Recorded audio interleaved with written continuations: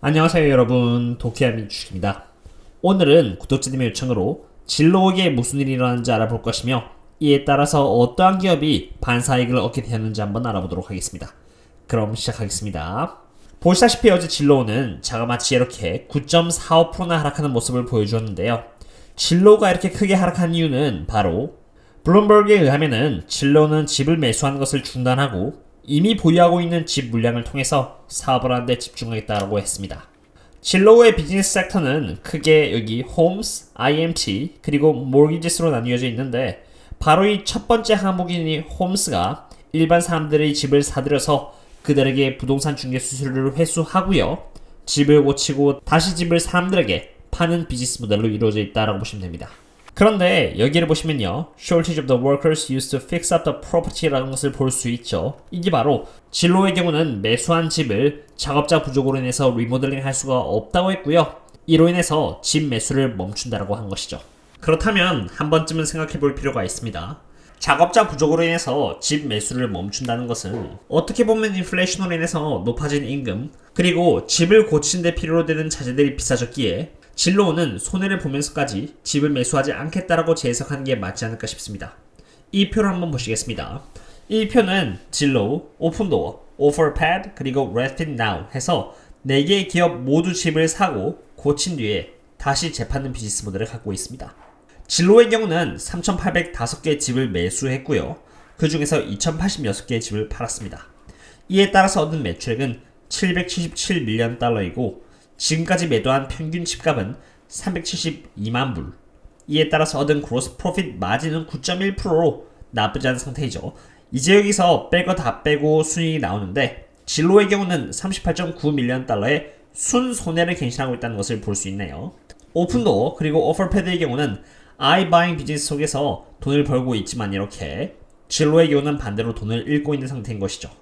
실제로 2021년 3분기 가이던스를 보면요, 기업의 전체 흑자는 이렇게 IMT 쪽에서 짊어지고 있다는 것을 볼 수 있습니다. IMT 세그먼트가 172에서 182밀리언 달러 정도의 에비타를 거둘 것으로 지금 예측이 되고 있죠. 그러나 아이러니하게도 이렇게 매출액을 본다면은 가장 높은 매출을 만들어주는 부서는 여기 홈 세그먼트라는 것을 볼 수 있습니다. 1400에서 1500밀리언 달러라는 것을 볼 수 있습니다. 다시 말해서 홈 세그먼트에서 높은 매출을 만들어주기는 하나 마진율이 IMT에 비해서는 좋지 않다는 것을 의미하고요. 앞으로 2021년 3분기에는 204.92%, 2021년 4분기에는 160%, 2022년 1분기에는 80%, 2022년 2분기에는 13%라는 이런 높은 매출 성장률은 진로우의 홈 세그먼트의 높은 매출액 성장률에서 견인이 되는데 진로우가 홈 세그먼트의 성장을 막아버린다면은 이러한 성장률 또한 타격을 이룰 수밖에 없는 것입니다.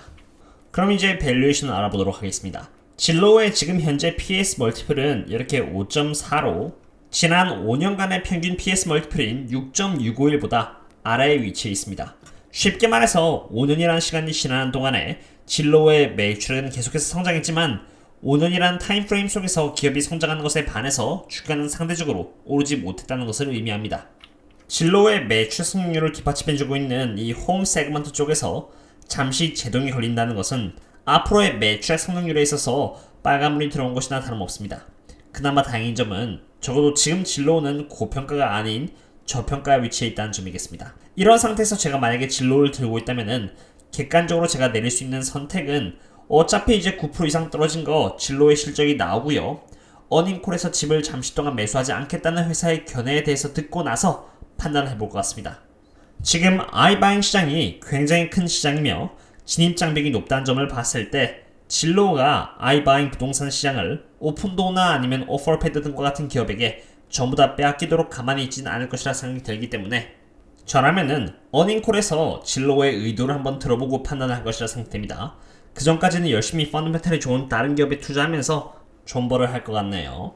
이렇게 경쟁사가 힘을 내지 못하고 있을 때 반대로 주가적으로 큰 수혜를 본 기업이 있었습니다. 이것은 바로 오픈도어입니다. 과거에 이렇게 오픈도어가 폭락을 했을 때 클로스도어라는 말도 있었는데 이젠 다시 오픈도어로 이렇게 했죠. 어제와 같은 상황이 터지고 난 뒤에 오픈도어의 파운더인 키스 라보이스는 다음과 같은 트윗을 냈습니다. 진로의 경우는 집을 팔아서 수익을 내는 방법을 알지 못한다라고 적혀있네요. 오픈도어의 파운더가 자축할 정도로 오픈도어에게는 호재라는 의미가 되겠습니다. 오픈도어가 아이바잉을 가장 먼저 시작한 기업인데 오픈도어를 따라 들어온 진로우가 좋지 않은 수익성으로 인해서 집 사는 것을 멈춘다고 했으니 오픈도어의 파운더 입장에서는 좋을만도 하겠죠. 그리고 오픈도어는 이제 저점 대비해서 이렇게 72%의 리턴을 보여주고 있습니다. 어마어마한 리턴이라고 생각합니다. 오픈도어가 저평가인 시점에서 저와 함께 분할 매수를 통해서 주가의 저점을 확립시켰던 멤버십 그리고 라이브 분들께서는 그래도 좋은 수익을 내고 있으실 거라 생각합니다. 저점 대비해서 72%의 랠리를 펼쳐왔고요. 지금 RSI가 73에 위치하고 있기에 다시 조정을 받아도 전혀 이상하지 않은 상태입니다. 그러니까 조만간 조정이 나온다고 해도 너무 놀라실 필요는 없다고 생각합니다. 이제 저희들이 해야 할 일은 그저 오픈도어가 매 실적마다 좋은 매출 승률을 보여주고 있는지, 가이던스는 어떠한지 등만 체크를 하되 기업이 좋은 퍼포먼스를 보여주고 있다는 가정하에서 5%에서 10% 떨어지면 그때 조금씩 분할 매수를 해나가면 됩니다. 오늘의 기업 분석은 여기까지 하도록 하겠고요. 다음에 또 다른 분석과 함께 찾아뵙도록 하겠습니다. 그럼 다음에 또 만나요. See you later.